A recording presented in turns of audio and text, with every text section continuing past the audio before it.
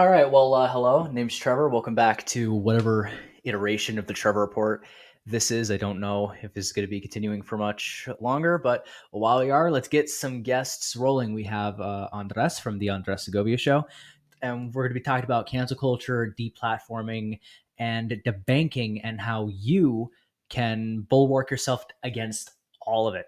Mm. All of it. So, Andres, why don't you tell everyone a wee bit more about you and how we met and all that sort of thing?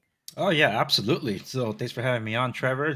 I am the Andres Segovia from the Andres Segovia Show.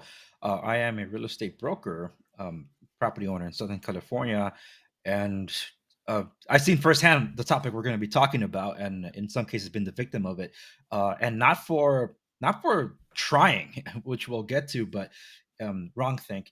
And what I do on my podcast is talk business and all things tech issues, and even California issues. And more recently, I started incorporating more interviews. So, how you and I got met, and I actually had a live stream on Instagram to bring this up, because I had to run defense for Gab, a place where a lot of the canceled people end up going, and then some of them like, I don't like Hmm. it here, I'm out of here. It's like, if you want to have the political discussions, you're going to run into the discourse with people you don't like anywhere. Hmm. But in terms of Gab, that's where you and I connected, and you were the first one to reach out for a collab. There were others, but you're the only one that I actually said yes to. The other ones, I don't know. Hmm. And like, I just feel like I don't know what this kid wants. So, like, I talked to my coworker. You think I should give it a shot? She's like, you won't know until you give it a shot. So I'm like, oh, that's true. And and look at that. What is it? A year and a half now that we've been connected, and how Yeah, something much like you've that. you've grown and what you've been doing. And Hmm. you've been along for the ride too for some of the big changes I've done on my show. And Yeah. it's just you were you were the foot in through the door for me to open up more to interviews and collaborations. So you have the Hmm. distinction of being the first uh Ooh. collaboration I ever done. Hmm. Yeah. Well, I ended up watching it. Uh, just sort of on the side while I was doing other things, and I was like, "Wow, I was I was an idiot a year and a half ago. Holy hell, I was such an idiot. I thought I was so smart too. I'm just like, you are so wrong about so many things. Why are you? I remember in that interview, I talked about something involving something, and I'm like, you haven't even read that book yet, Trevor. Shut up. Because I remember like I just finished reading like the other half of it or whatever after I started watching. He's like, you read 10 pages of that book. Stop talking about it. I was so mad at myself, but I just wanted to be as impressive as possible. I was just really nervous, and so it just got to this point where I was just like, you talk a lot about this like tech stuff, and as far as I know, I'm the only person on the planet who at the time was exclusively focusing on these other platforms, which was another stupid decision of mine. Uh, you know, you should be on literally every single one. I just opened a TikTok last week to my dismay, but it is what it is. So long as you You know know, what you're so the doing and getting into, then sure, go for it. No, no, no. I only upload. I don't like consume any of the content. I only upload, and I do it from Brave browser, and my router has a VPN on it, and I Mm. have a VPN on my computer. So like, there's a lot of security, and there's no way China can really get their hands on any of my data. Like, there's too much oversight, and I'm too small for them to care. So, you know, it is what it is. Either that, or they just don't care. They're just like, yeah, well, just blocking us. You can't block us. We're a genocidal regime. We do whatever the hell we want. Yeah. We break international laws every 10 seconds. You think we can't break through your little $10 encryption? They can, and they probably have. I like to pretend that I'm safe. But I guess sort of on that note, I'm just sort of at this point where I think big tech is a child predator. And what I mean by them being a child predator is, for one, child predators seem to be favored by some algorithms for some reason, and two, child predators are being favored on certain algorithms in certain spaces, targeting certain people of certain ages, and three, child predators, but it is what it is. And so I'm just sort of like, Gap doesn't have an algorithm that targets child predators. Mines doesn't have an algorithm that targets child predators. And I know this because I have some geeky tech bros or whatever that I know, and they're like, well, based on their open source algorithm that we have in front of us, we don't really see uh, any sort of like over targeted thing. And so it's like, oh, okay, that's cool, so there's that. And I'm just thinking to myself, you know what if, because this is the problem that everyone's having, right? We're on these platforms and we're like, oh, these things are great. You should go join these platforms too, yada yada yada. But they don't. And the reason they don't is because there are billions of people over here, but there are like, and even so, like there are 60 million people on Rumble. Mhm. Like that's their own numbers. So I just sort of connected the dots together. I'm like, well, if I could get these drop shippers and the affiliate marketers over onto Rumble, then as like an extra space or whatever, then more people will join Rumble. There will be other content besides like movies and commentary and political commentary. Because right now, like these platforms are basically like 80% commentary. Yeah. No one's really using Rumble to have fun. They're using it because Glenn Greenwald has a sponsorship with Rumble, basically. So I'm just sort of like, well, if I can just say, hey, you're just sort of locking yourself out of millions of customers for no reason, then more people will flock in, and then everyone will just sort of follow suit. And that's basically what my business is. Yeah. I say, hey, you can auto sync all your videos onto Rumble and to Odyssey and all these other places absolutely for free. You can 2x your views in like 3 clicks or whatever. Then they join it, and if they want to start producing exclusive content or whatever, and to try to build an exclusive presence over on these other places, then that's basically what I do over at Acropolis Digital. And so I'm just sort of asking you, in your experience, what is it like trying to get your friends to go on Gap or like Mines or whatever? Do you even try? you know? Uh, well, I told them about it, and just like everything else, even Rumble, there's this stigma of Yeah. not wanting to go there. The first place I can definitely say people actually did try to go to was Parlor. There were about a dozen of my friends that jumped over to Parlor when it was in Mm, its heyday before it was taken down. After it came back, none of them came back. And that's yeah. actually speaks to a lot of the people that were on Parlor. So Mm, when I came back to Parlor, there weren't that many. So I'm like, well, I'm also over on Gab, and I'm still on Parlor. I'm there just mm. about every day, multiple times a day, just like I am on Gab. And if I were to actually tier it out on my activity, Instagram's my number one engaged audience. Number Ah. two, number two is I would say it is Gab, and now third place would be Parlor, but Parlor's being replaced by Twitter because I just became active again this month. I had a Gab Mm, account that I had. It was a Twitter account that was private. So my main account, the one where I engaged with everybody, was the one that was the main draw. I had over 12,000 tweets. I had connections. I burned every bridge that I had to the influencers, to the um, uh, I hate saying Hollywood now because of all the negative connotations it gets now, but technically mm. Hollywood, because back then I was a movie critic and I was highly Yeah. involved in media and all this, even with news and commentary and politics. So I burned absolutely every bridge when I left because I didn't look back. I literally set it on fire and I'm gone. Facebook, I did the same. So I ended up finding Gap because Parler was taken down. And when I got there, I didn't want to use it because I had that concern about what was there. It's going to be 2 years now that I've been on Gab, and it's going to be 2 years that I actually been a pro user. So that means I'm actually paying to use Gab. So that's an Hmm. incentive for me to use Gab. So I'm verified and I get all these other features that other people don't because you can only get it through a pro feed. And on Hmm. top of that, there's automation involved where I don't actually have to physically go and post. And that's what I love about it because I'm like, good, click, and it does it for me.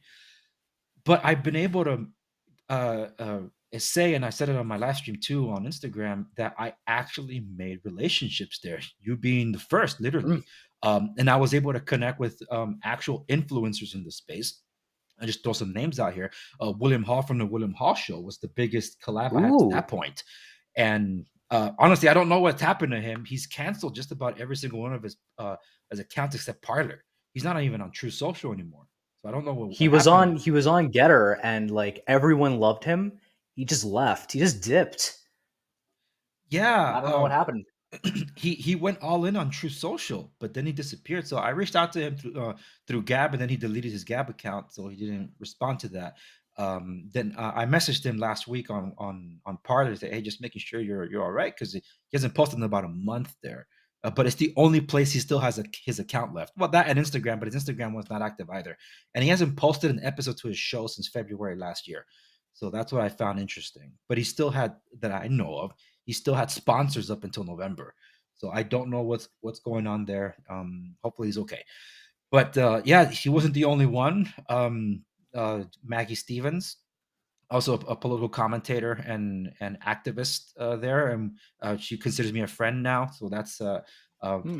to the extent that we've grown. And as you know, someone in our circle would know now, Laura Loomer. That's something Ah, that's grown because I found her again through Gap. I thought she was completely gone because how she was been deplatformed from all social media banks I just and thought like she retired in like 2017 or whatever. It's like, well, whatever. I did my part. Everyone clearly doesn't want me, so I may as well just dip. I made a um, bunch of money. May as well yeah, dip. yeah, But you and know, to her credit. she never stopped. And for anybody that's interested, Wow. you can look up into her stuff. And this is, I guess, me plugging in my episode. But Hmm. I did that very exclusive thing to talk about. Because when I brought her on the show, I told her before we started rolling, I said, "Hey, I did a poll of my users, and I asked them." Have they heard of Laura Loomer? Over 80% of respondents said no. And I said, and that's by Hmm. design, and we know that. So I touched on it when we began our conversation. So I told her, you're going to be speaking to an audience that doesn't know you. These aren't the other friends of yours like Stu Peters, or Gavin McGinnis, or anybody else that might be familiar with you. So you're talking to an audience that doesn't know you. So there's no credibility or credentials to you other than like who's the stranger that should Hmm. be paying attention to. So that was how we framed the conversation. So you've been a victim of this. And so we went through everything she's been to platforms like why? And then we got to the why. And here's Hmm. something that I touched on. I clipped it out and I put this on Instagram for everybody to know. And this is what I put on YouTube because the whole conversation technically was not safe for YouTube anyway. The part that I clipped out, I said, you were a litmus test because I asked her when you were deplatformed in 2018, November 2018, and now you were brought back. Did you expect to find your data there? It's like, no, but then they told me that I would. So she was happy to have all her investigative work returned to her when she had it. So she was excited about that. And I told her, that's the point. You were banned and they kept your data. And Hmm. she was like, you're right. That brings up a lot of questions about privacy, data mining, and all that. Well, you are absolutely right. No one ever brought that up because, oh, I got my stuff back. Hmm. Your stuff that they kept you with the platform. That's why when there's a lot of conservative pundits or whatever, they're like, ah, yeah, I just got suspended from Twitter. I got booted. Yeah, they're wearing it as a badge of honor. So you do realize that they kept your data. That's why I chose to leave Twitter.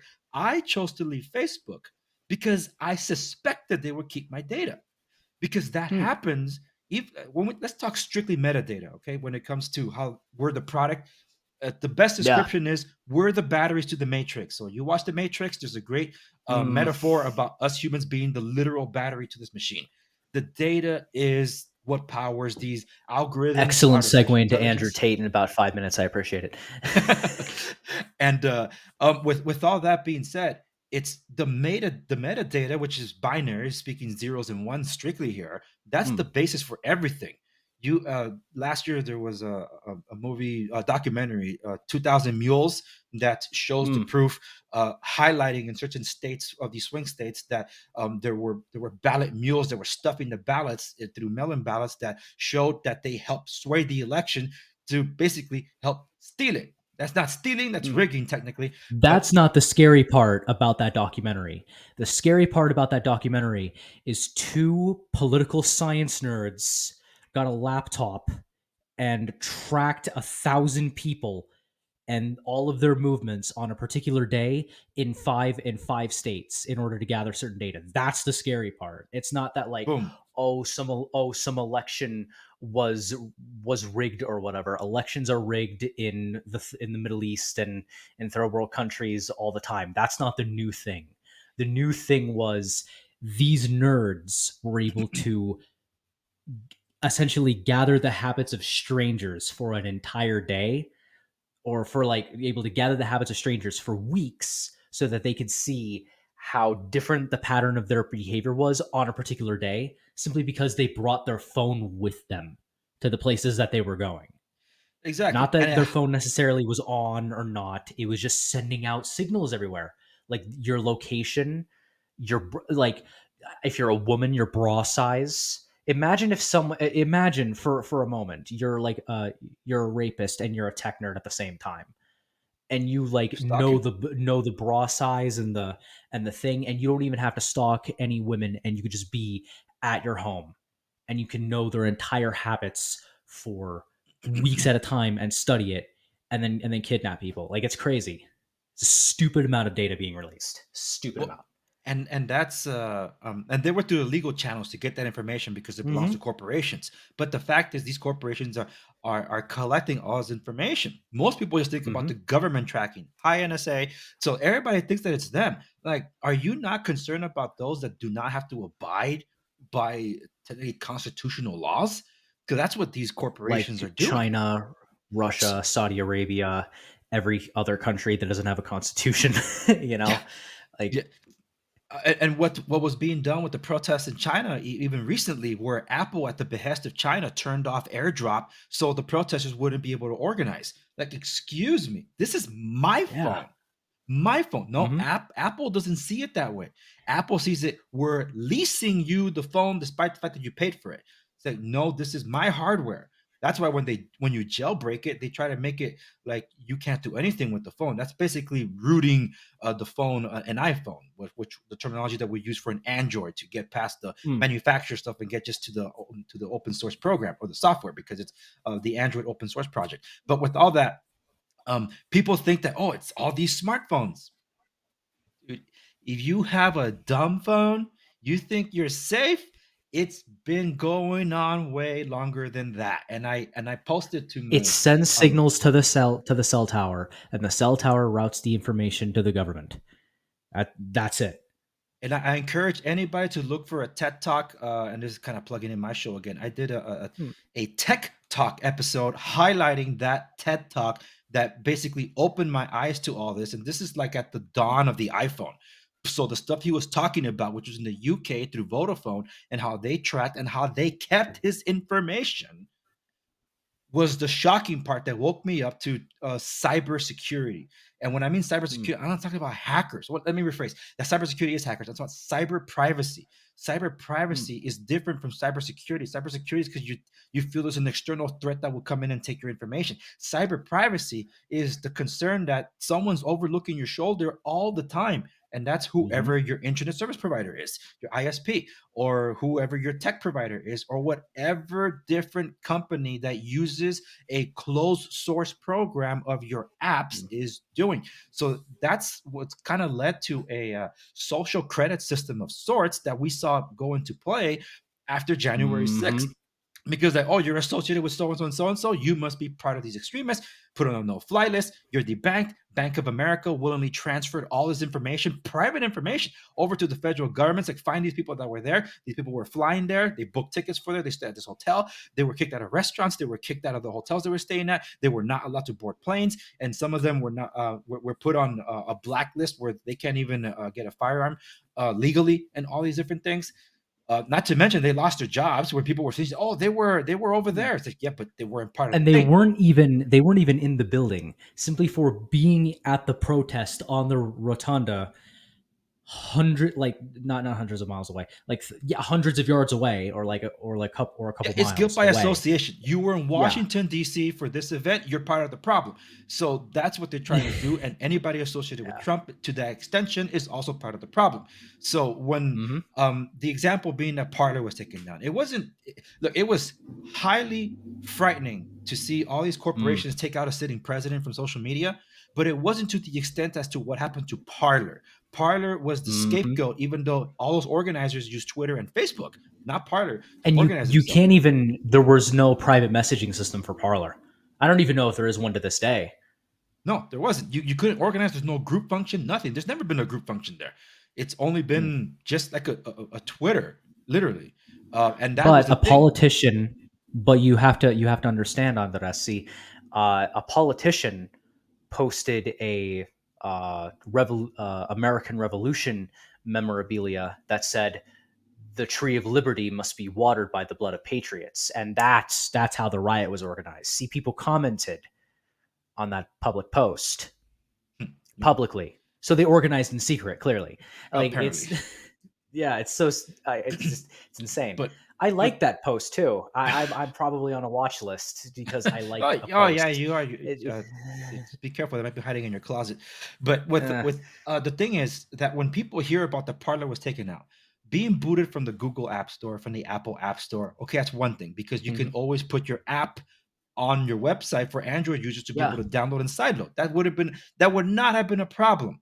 The lawyers that were supposedly negotiating in good faith for Parler to discuss these with the big tech platforms, Parler's lawyers and the one that hosted the site and all the data of Parler was Amazon Web Mm. Services. Then you had Yep. Apple and Google. All of them pulled the switch at the same time. The lawyers abandoned them at the same time. Everything was switched off. And it's like, what? I Hmm. thought you guys were negotiating for us. It was all a ruse to get Parler taken out. And that was a coordinated effort, considering that Parler was growing by leaps and bounds. It had way more. It was rivaling Twitter in a way it's never been seen. And unfortunately, Parler has never been able to even It's reach a I tenth of remember that. the numbers were crazy. It was something like 70% active user base and like 80 million people or whatever. Like no other social media platform has ever had 70% active user base. Like Yeah. that's not a thing. It was crazy. So they literally were, as I said on your show, beamed down by the eye of Sauron, right?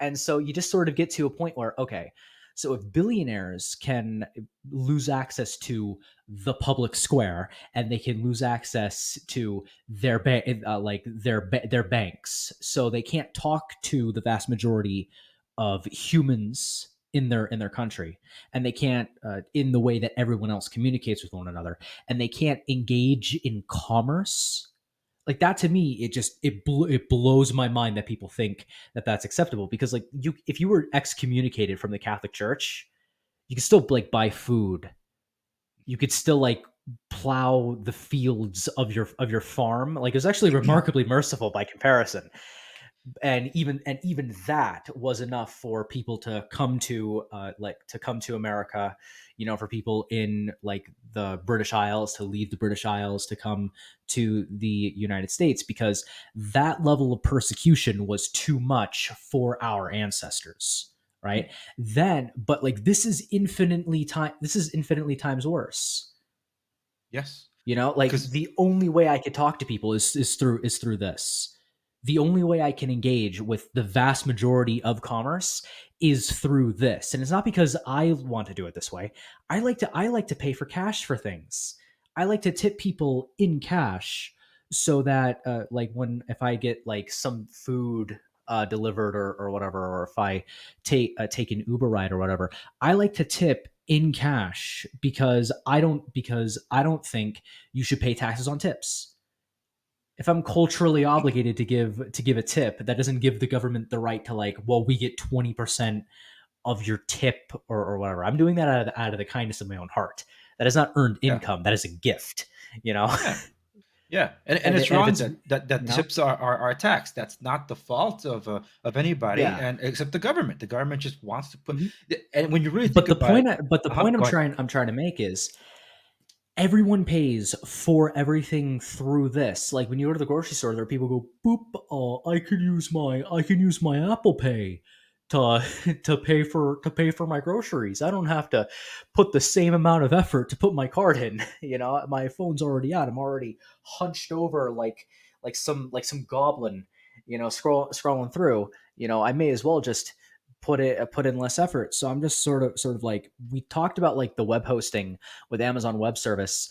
Rumble, I just got the email as at the time I'm recording this. This is going to go out later, but as at the time I'm recording this, yesterday I got an email that's saying that Rumble has just you can now like develop your website like they with like so you can now like make your websites because before they just had They web can host hosting it. Mhm. like they can host it, yeah, but now you there's like website like development now you can Interesting. like make your website and host it in the same spot now like GoDaddy. So Rumble has essentially like it's completely replaced Google because it's got web hosting. You could search for things for videos like YouTube, and it's got and it basically replaces Vimeo.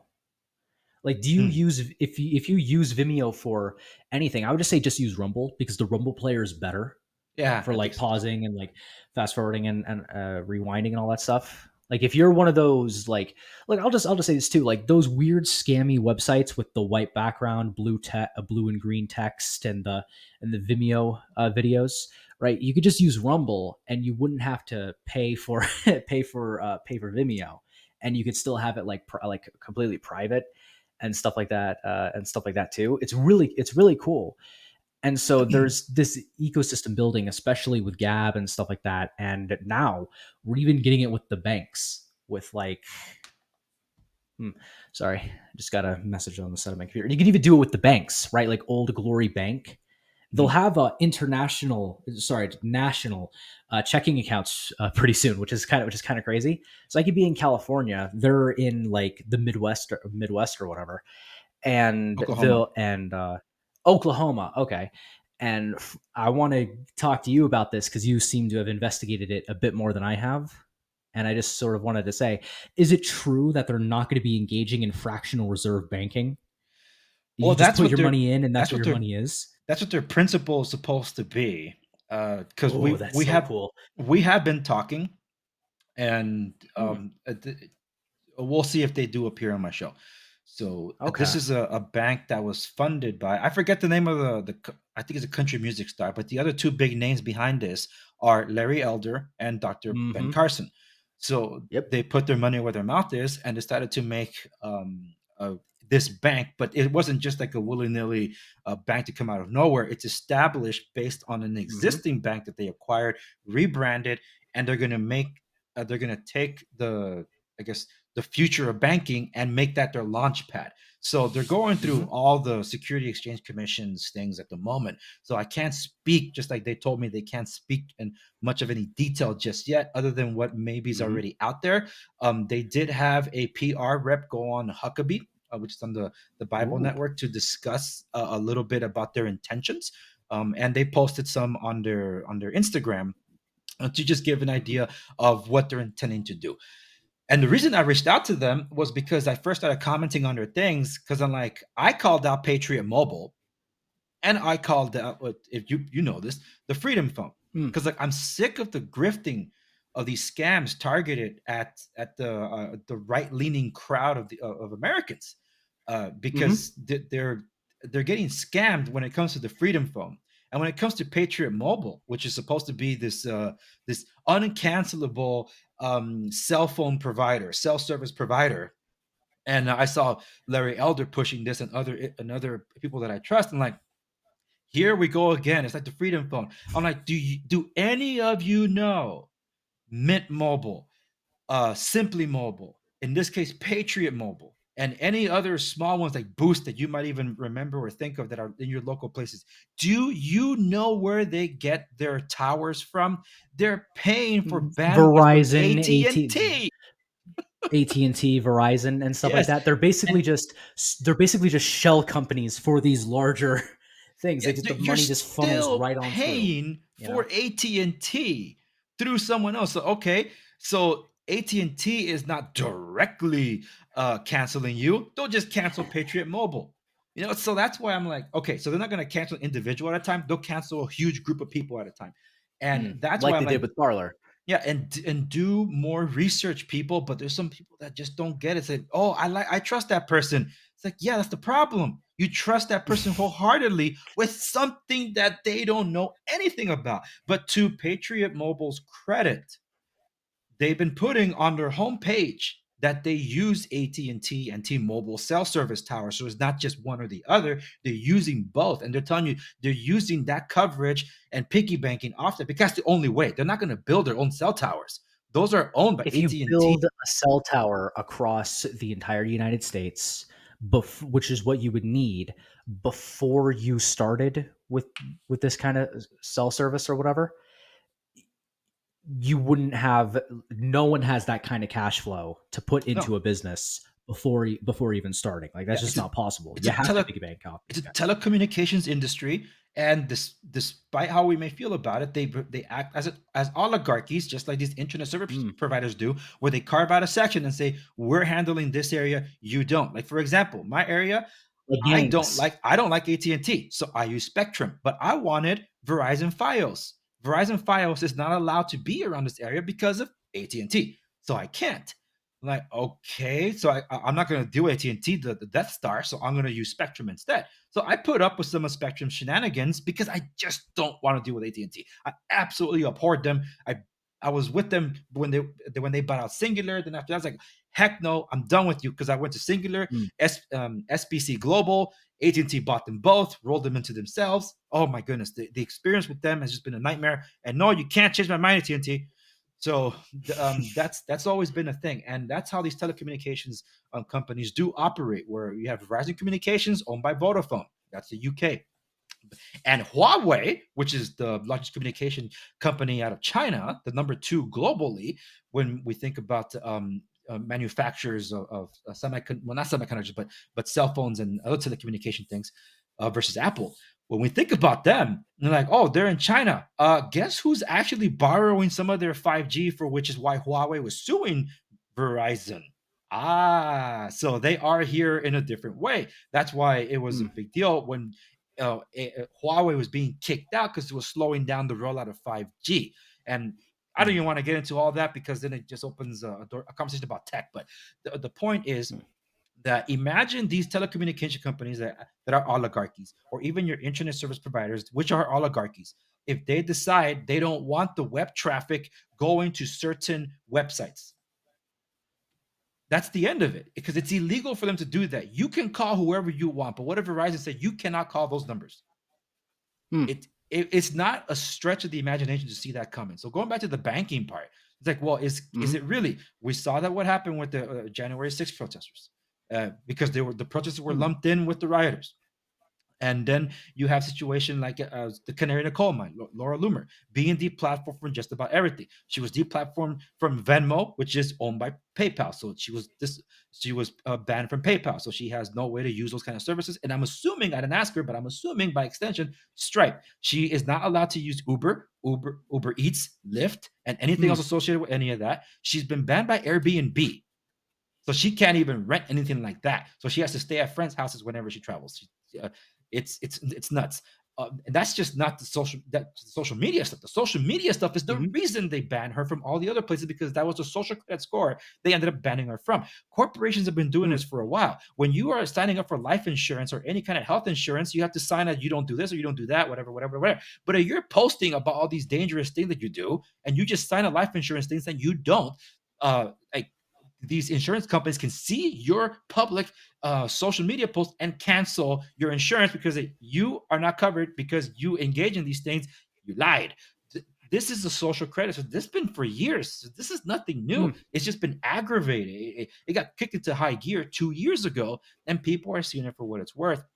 So I, with banks, like, what can it really go that? Can it go that far? Chase Bank is guilty of all that. That's why there's a It lot has told gone. against them.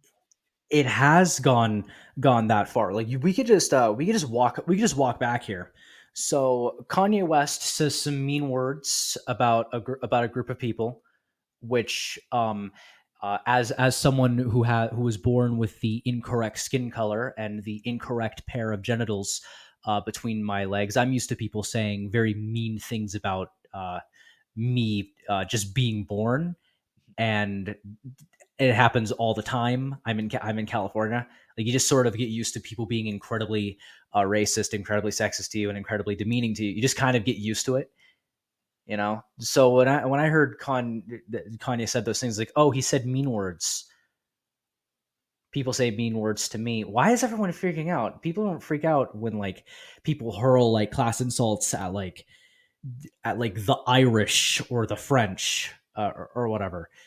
You know, why is everyone freaking out about this? And it was essentially because Kanye West just he just decided that he stopped caring about the institutions around him, Yeah.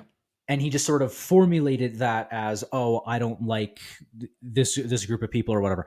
So then JP Morgan or Chase decided, we own your money.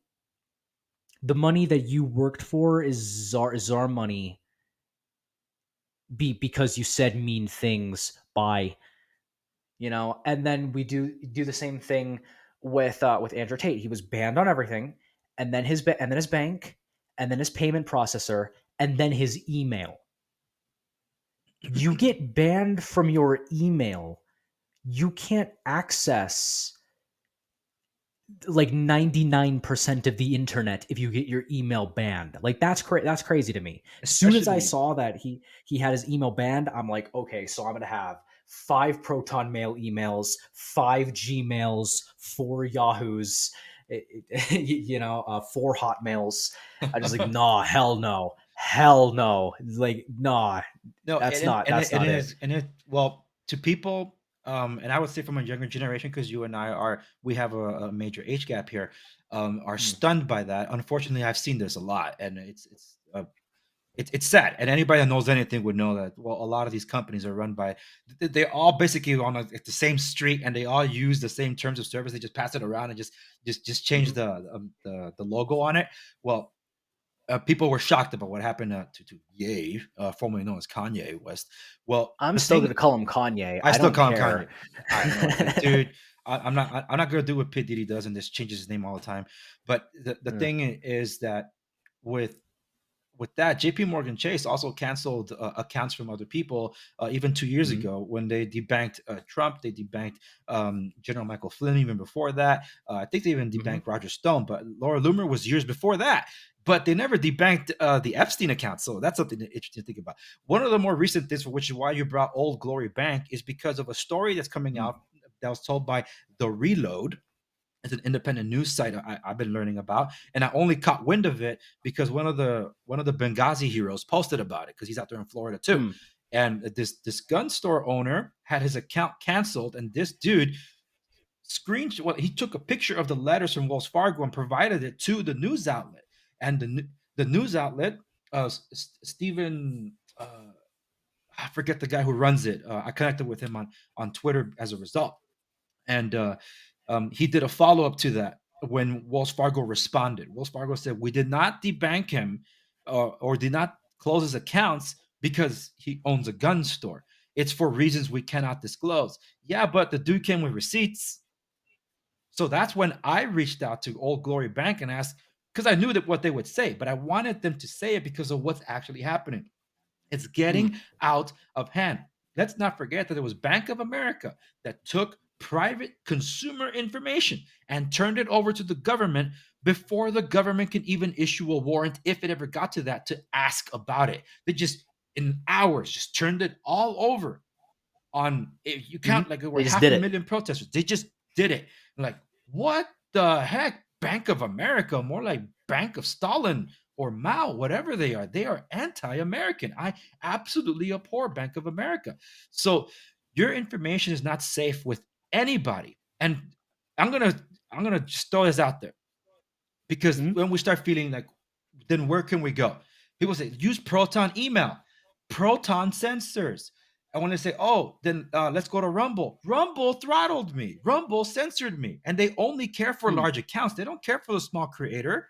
So I've had to make headways with other platforms. That's why I'm across 8 to 10 different video platforms, and I'm across Hmm. at least 12 social media sites because I'm trying to make myself uncancelable and not depend on them. I self-host as much as I can, but I need infrastructure to host videos because I don't have the infrastructure to, well, I don't have the money to pay for that kind of infrastructure. So I do utilize Mm. different platforms to do it. But I have my concerns about those platforms as well. Odyssey being sued by Hmm. security exchange commissions because of their whole, uh, I guess, digital cryptocurrency exchange. And Yeah, then you have, they have a fiat coin that's just like the U.S. dollar, but it's within the Odyssey yeah, ecosystem. But it's Library, like I think it's no, called. only the U.S. government can have a fiat money. That's our thing. Only we can print money. Yeah, exactly. Mines doesn't have the traction, but I would love to use them more. In the case of Gap TV, highly favored for Mm. political commentary, unfortunately, and that's kind of overshadowed a lot of the interaction I had on my channel. So it's like, and not to mention the uploads Wouldn't are, be a problem if if people just joined it. Like you just join it. You just join something. You're the black sheep. You know, you have absolutely zero competition, and you can reach like 100 million more people. Like it's just, I don't know.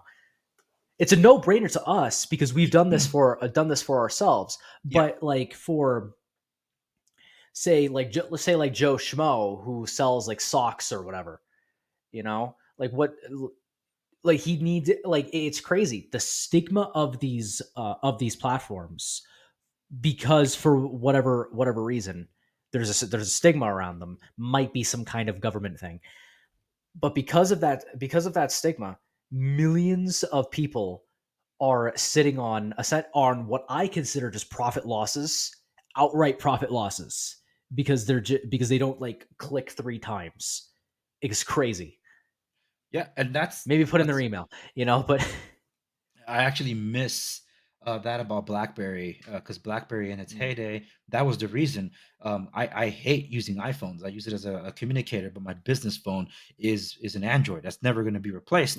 mm, But if I had my choice, my primary device would be a BlackBerry because it was tailored to people like me. And the shortcuts that were there just for those clicks, as you said, were just such a time saver. That's what I miss about the BlackBerry days, and hopefully we'll see it in the form of this punked phone that is in concept and discussions right now that maybe we'll launch at the end of this year or in the third quarter. We'll see. We're in talks right now. We're connected as well, so we'll see how that goes. But it's like it almost if feels like someone there's just sold jailbreaked phones, like they get a phone, they jailbreak it, they charge a $50 premium, and then have other people pay for shipping. Done. Freedom phone. Boom. Shebang.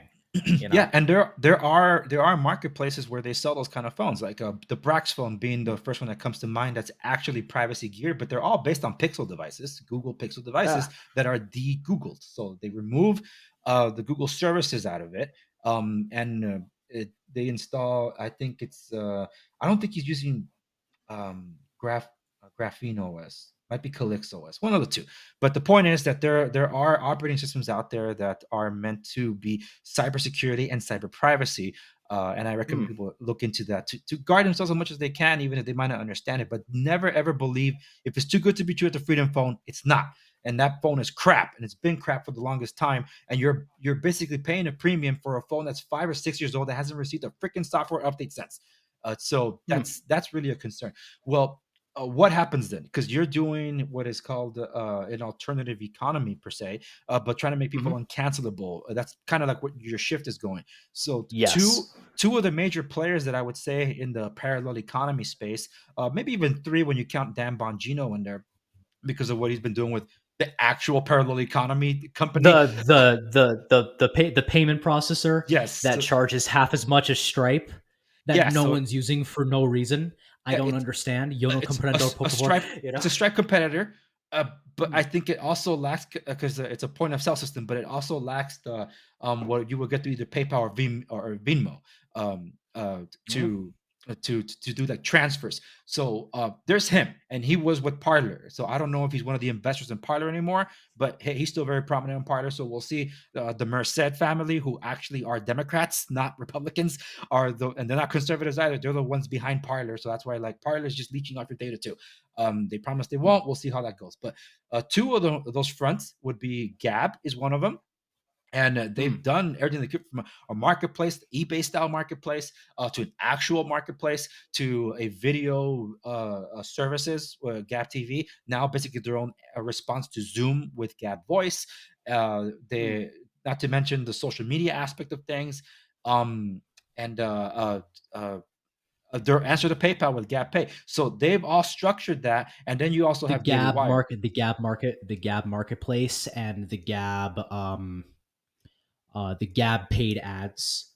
Yes, Gab paid ads, It's actually crazy. You can reach 10 million people. Your cost per click is half as much as Facebook and you know for anything you sell. It's and stupid because crazy. there's no algorithm because it's decentralized. There's no algorithm there. Here's what's fascinating. What we get upset about in the big tech platforms or anywhere we go, or we're opening a web Mhm. page and we're being spammed by ads all over the place. Some of them are stuff that we are actually interested in, but we hate it because we know how they're getting it. It's like you're Yeah. monitoring my web traffic. Well, the general consensus on Gap has been if you pay for Pro, or you're a donor, you eliminate the ads. But people that are in Mhm. pro and donors, they've been asking for a feature and they finally got it. It says, how do we turn on ads so we know who we can support? And now it's there. People are turning on the ad feature on Gab. Oh, Matt, Isn't that really? awesome? That's how it should People be. actually Wow. People that pay for That's Gab want to see the ads. And it's that is a whole different mental shift than what's happening everywhere else. talk about a Where motivated market. Holy, what? yes, That shouldn't I've never heard of that yeah, before. because That's it's the opposite everywhere else. I want to pay not to see ads, and over here, hey, I pay, but I can't see the ads. I'm like, well, that's a good problem, and I think that's absolutely beautiful. That's how it should be. My gripe with all of it is that the leadership, not so much the active user base, but the leadership. Some of it is behaving like it's going to become its own island instead of becoming a parallel economy. It's like you're acting like its own island. I'm not liking that attitude because it can only go downhill No, from there. Andrew Torba's definitely watched Code Geass. You can just kind of you just kind of tell. But It's kind of weird, but but then you have something like because they would some of those on the leadership would attack a place like Daily Wire, because they mm, count him as Rhino Shills or part of Con Inc. Something that I railed against in an Instagram live. they are, They and they they're a faction.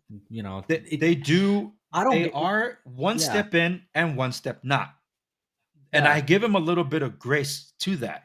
So right now, and I was a part of this this discourse earlier in the day that we're recording this, regarding what was Steven Crowder talking about in his Stop Big Con um, uh, rant, I guess you could say, his video, because Jeremy from the Quartering, who's one of the big influencers when it comes to pop culture commentary, video games, and movies and stuff like that, he has actually, because Steven was introduced to him through one of his soundboard guys or his tech guys, his name Quarter Black Garrett, that introduced him It's a to this. lovely name. Yes, because he is Quarter Black, but he got connected with Jeremy because Jeremy was from the quartering was well, he had a YouTube strike and was going to be deplatformed from YouTube despite having like 1 million followers, whatever it was. And this, I've never been a fan of Jeremy from the quartering. I think he's too I slow when it watched like comes. one video a year and a half ago, and I'm like, It's not for me. you talked about a headline for 10 minutes, bruv. Come on, you know? Yeah, it's like, but it's his thing, and it works for Yeah. people, and that's fine. It's just that it's not for me. And now, what I've seen happen behind the scenes, when Steven was leaving the Blaze, which is Hmm. owned and run by Glenn Beck. Some people say it's actually run by CRTV, owned by Mark Levin, because of show there. I don't know. I got to double check. I don't think it's him. I think it's Glenn Beck now. Um, what happened was, when he was leaving. This proves someone that's been battling a big tech. He had a staff that wasn't actually prepared to even run um, a contact form to capture that much traffic, because their servers went down instantly when they were asking, "Hey, sign up for Mud Club Forever." You know who swooped in to save the day? The quartering with a Jeremy buddy from of the his. quartering. Yeah. Jeremy from the quartering swooped in to save the day at the midnight hour and helped them get the services running. And it was awesome to see. And I'm like, this guy's not a conservative, but everybody said that Jeremy from the quartering is conservative. Like, dude, this guy is far from conservative, man. Had you even seen his They call content? him He just happens they to call be him a they call he, him a conservative because everyone thinks that conservative means non-leftist, basically. because he thinks for But himself. That's why they call him a conservative. yeah. He thinks for himself, and he'll go to bat to protect someone that's being unfairly targeted. So he came in, Mm. saved the day with Steven Crowder, and I started following him. It's like, I'm following you because you have Steven's back, and I respect that. Well, the conversations the day after Steven's video were, who was Steven talking about that are part of Big Con or Con Inc. Um, I have my take. I talked about them on my Instagram thing, but Mm. people were like, "Is it the Daily Wire?" From the onset, and anybody knows this. Stephen and Ben have been friends for over a decade, and I mean friends. Stephen Mm. literally saved Ben's life when Ben went to do a speech in all places, Salt Lake City, Utah, or it was Provo, Utah, Yeah. one of the two, and Antifa was there, geared up with weapons. Literally, and I'm not talking about just handheld devices. I'm talking about No, firearms. they had guns, they had rifles, they had banana clips. I remember that. It was Yes, crazy. and this was a video that went viral because Steven and his then pal that was his best friend on the team, not gay Jared, they were both on with Joe Rogan to talk about these things. But he reported it to the local police officers and all that, and nobody really did anything about it. That's awful. But these two Yeah. are lifelong, well, not lifelong, but friends for a Ben long time. Shapiro's seen Crowder in his underwear. You Yeah. know? Like they're buddies. Yeah. So when people said, "Oh, it's the Daily Wire that's having these unreasonable contracts," look, the Daily Wire has a TDS problem, trunk derangement syndrome issue. That's for sure. Yeah. The most based of their guests, or I mean their hosts, is Michael Knowles. Surprisingly, the Yeah. one that's Michael been. Knowles is surprisingly well read. Like it's Oh my goodness, actually he's insane. he made a believer out of me. I'm like, I don't know, I don't like your style. The dude is on point. Doesn't say more than he has Hmm. to. Like, I appreciate that every syllable is carefully crafted. Anybody can understand. Just speed up the video and you'll still get the message. But then you have someone like Matt Walsh, who I he's the one why I tuned in to Daily Wire. I've been following him since he was doing his show from his car. That's how he did his show. Just put it up on the windshield, and that's how he did his podcast on the Daily Wire. He was a contributor to Daily I Wire. can't believe I can't believe that. That's incredibly I know that's how unprofessional. far he comes from what he did. This is the guy at the Ugh. forefront pushing back against the whole the onslaught from the trans movement. You cannot take that away from Matt Walsh. Everybody Hmm. has their place. We shouldn't have all this infighting, but there comes a point where you have to realize something, you that the Daily Wire also has to make some concessions with enemies. That's why you hear about Ben Shapiro sitting down on Mark Zuckerberg on with Facebook to not having them censored. That's why you don't hear that they're being deplatformed from Facebook. Instead, you hear the complaints that the Daily Wire, the algorithm actually favors them for some reason or whatever. It's like that's not how the algorithm works. But whatever. The point is that they're on big tech. They're not anywhere other that's not considered big tech. I'm like, you guys talk a big game for parallel economy, and yet do not support those that are in the space trying to provide other services Hmm. that are similar to this. Instead of supporting them, you guys do basically pretend that they're not there. You're like this. So that's been my gripe with them. But overall, what they're actually doing, and with this whole Daily Wire Plus thing, because they're in a massive amount of debt to do this, what they're trying to do is be the anti Hollywood. And that's why, They're even though, trying to replace Disney. yes, and you know who, Good luck. Good luck. and you know who Yeah. actually started that? I'm I'm non-denominational Christian. I'm Hmm. not Mormon. Mormons are a cult to me, and they Hmm. believe in a false Jesus. That's my perspective as a Christian believer. But I gotta give credit to where credit's due. The Mormons are the ones that started VidAngel, a service to watch more mature films without the mature content because you can censor it out, and suddenly you just turn it family friendly. I'm like, that is an awesome tool. They were immediately sued by Hollywood, and like, dude, who's gonna stand up for them? And now look at them. They're They have literally making VidAngel Hollywood Studios. more money. Like that's the crazy part. They weren't You know, charging for like the service. But now they yeah. have VidAngel Studios, and their number one show right now, which is a phenomenon the world over, is The Chosen. And I'm not going to get into the Hmm. controversies of The Chosen. I don't think it merits talking about that. But the point is, I think that's They made absolutely Jesus awesome. anime, and it's kind of cringe. Well, but with all that, because we're also running up on time here. I gotta jump off. Hmm. But it's all the debanking, the Hollywood stuff, the parallel economies and things like that. We have infighting among our circles, which is why these parallel economies are looking like islands. Your approach is Hmm. different to what all of them are. You want them to be everywhere, and that's the approach. I want everyone to be everywhere in all places and all times. I don't want them to be God. I want them to be omnipresent. And this is literally what I tell people. Hey, I don't have anything to sell you. Here's how you can triple your views and double your ad revenue in a few months. And if you want to know how to become more successful on these platforms, and you want to know how to take your banking elsewhere and to take your payment processing elsewhere so that you can have backups, or even like use both and integrate multiple systems so you can beat so no one can deplatform you and no one can cancel you. That's great. Then we can have the conversation. But here's what you could do: you could join these places for free. I don't have anything to sell you until you already get your foot in the door. It's literally 3 clicks and you're done. So just do it. And that is the right approach. Um, Mm, because yeah, I'm on Twitter now, active, and I'm still on Gab. yeah. I'm on Gab just as much as I am on Twitter. My number one is Instagram. It's going to stay that way, and I use automation to make sure I can throw everything everywhere. So if someone's on Mm, Gab or someone's on Gilded or someone's on Discord or whatever, they're going to catch my posts that I'm posting from Instagram to something like Twitter, mm, but also Vero True Social. They actually, because they don't have an algorithm, you control it, you make your own thing. It's decentralized. It's what Instagram used to be without all the hmm. big tech involvement. And you can also cross-platform posts, which is great. Getter, which is a hybrid of Twitter and Instagram, let's say, I even like YouTube. it's the best platform out there. Yeah, The and best platform out they there. are slowly rolling out the live feature thing, which is I'm waiting for. Their cross platform is broken right now, and I've been reaching out to them repeatedly. You've seen this.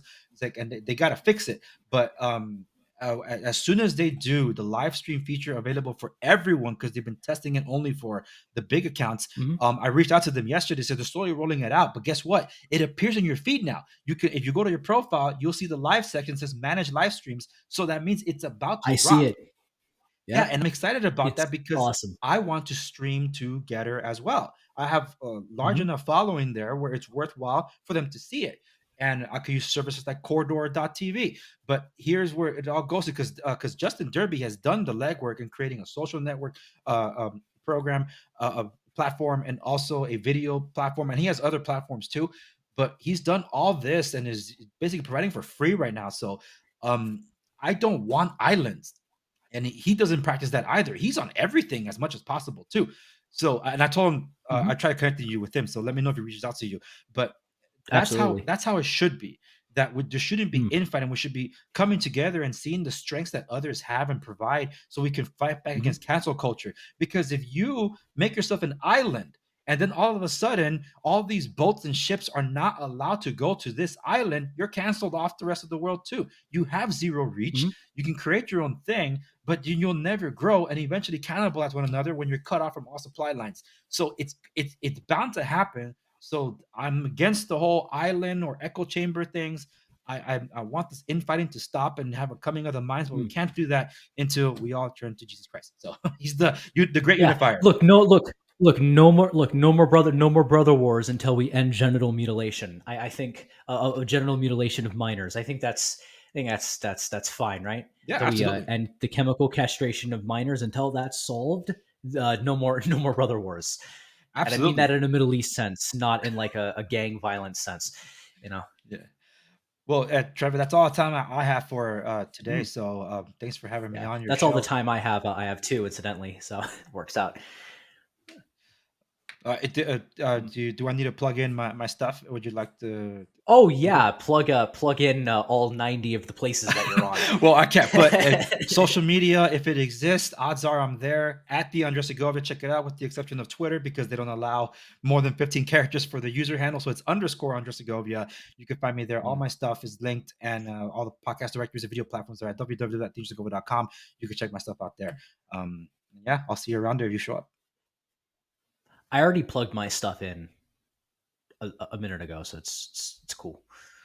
All right. Well, you're gonna sign off for everybody because it's your show. Oh shoot, I forgot. I forgot it was hosting. Oh god. Yeah.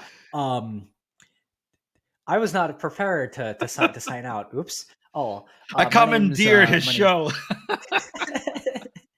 yeah, my name's Trevor Brown. I am the founder of Acropolis Digital, a multimedia company that includes Acropolis News Network as well, the world's first fully independent media organization powered exclusively by peer-to-peer advertising. And with Acropolis Digital, I help bring back freedom to the American populace. If you find me on social media with it's all the same logos. And all that stuff. If it's on social media, chances are I'm on that as well. And you can just sort of and you can just DM me the word freedom, and I'll create a free brand audit for your YouTube channel or your Rumble channel, whatever, or your small business. And in 3 to 6 months' time, I will make you completely immune to cancel culture and deplatforming.